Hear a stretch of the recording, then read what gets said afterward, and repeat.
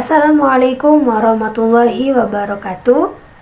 Perkenalkan, saya Rifki Alia Nurainia dari kelas F3 Program Studi Tasawuf dan Psikoterapi dengan NIM 070206215053. Di sini saya akan mempresentasikan tentang dinamika dan tantangan Pancasila dari masa ke masa.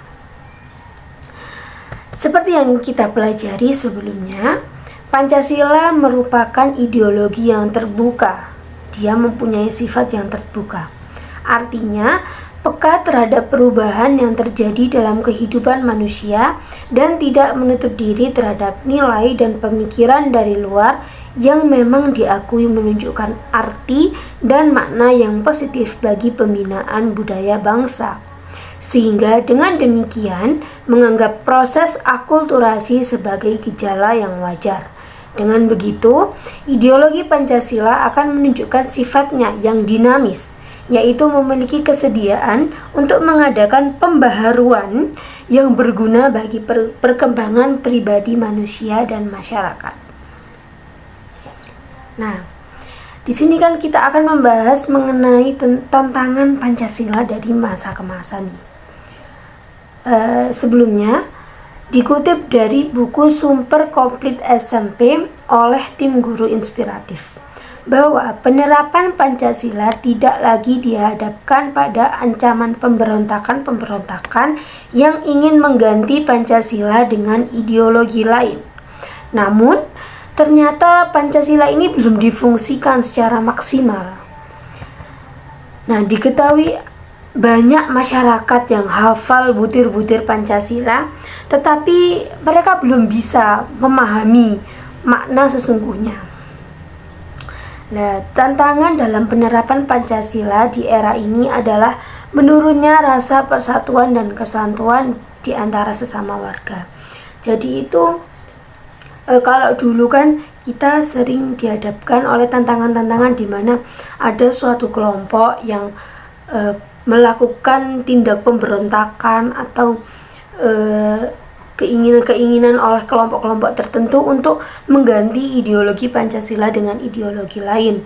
Namun pada saat ini yang sering kita jumpai adalah dimana bukan lagi ancaman yang seperti itu, namun ancaman yang sekarang itu lebih ke dari kita sendiri, dari masyarakat kita sendiri yang banyak yang belum memahami tentang Pancasila. Jangankan untuk mengimplementasikan, untuk memahami saja masih kurang seperti itu. Nah, menurunnya rasa persatuan dan kesatuan ini ditandai dengan seperti konflik antar daerah atau tawuran-tawuran antar pelajar. Selain itu juga tindak kekerasan yang dijadikan sebagai alat untuk menyelesaikan permasalahan itu juga termasuk sebagai ancaman dan tantangan Pancasila di era ini. Padahal adanya penerapan Pancasila pada masa ini sebagai dasar negara diharapkan mampu memberikan kehidupan yang lebih baik sesuai cita-cita bersama. Lalu apa saja sih tantangan atau tindakan-tindakan yang harus dilakukan bagi bangsa Indonesia dalam mempertahankan Pancasila? Nah, setelah mengetahui penjelasan singkat dari saya tadi mengenai ancaman dan tantangan Pancasila sebagai ideologi, di sini saya akan menjelaskan mengenai tantangan dan atau tindakan yang harus dilakukan bagi bangsa Indonesia untuk mempertahankan Pancasila. Yang pertama, bangsa Indonesia sebagai pengemban ideologi Pancasila tidak defensif dan tertutup, sehingga sesuatu yang berbau asing harus ditangkal dan dihindari karena dianggap bersifat negatif. Sebaliknya, tidak diharapkan bahwa bangsa Indonesia menjadi begitu amorf, sehingga segala sesuatu yang menimpa dirinya bisa diterima secara buta tanpa pedoman untuk menentukan mana yang pantas dan mana yang tidak pantas untuk diintegrasikan dalam pengembangan dirinya. Yang kedua, bangsa Indonesia harus mampu ikut bermain dalam interaksi mondial dalam menentukan arah kehidupan manusia seluruhnya.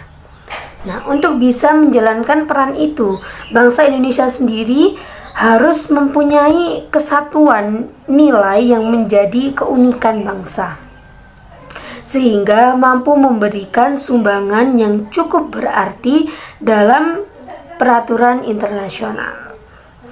Identitas diri bukan sesuatu yang tertutup, tetapi sesuatu yang terus harus dibentuk dalam interaksi dengan kelompok masyarakat bangsa, negara, manusia, dan sistem masyarakat dunia.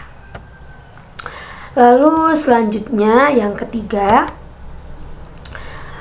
bangsa Indonesia mau tidak mau harus terlibat dalam dialog dengan bangsa-bangsa lain. Namun, tetap tidak boleh tenggelam dan hilang di dalamnya. Proses akulturasi itu tetap gak bisa dihindari.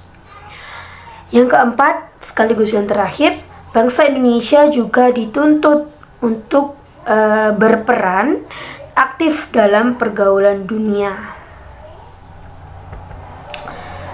Nah, kesimpulannya apa?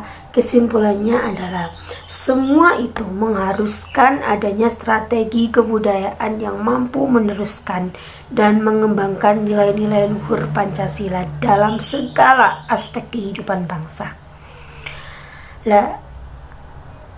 Proses-proses ini menawarkan pelaksanaan strategi dialog antar budaya dalam menghadapi gejala penyeragaman atau globalisasi, yang artinya membiarkan budaya asing yang mengglobal berdampingan dengan budaya asli. Melalui interaksi yang terus-menerus inilah masing-masing budaya akan mendapatkan pelajaran yang berharga. Nah, hasil akhir yang diharapkan dari interaksi itu adalah terpeliharanya cukup diferensiasi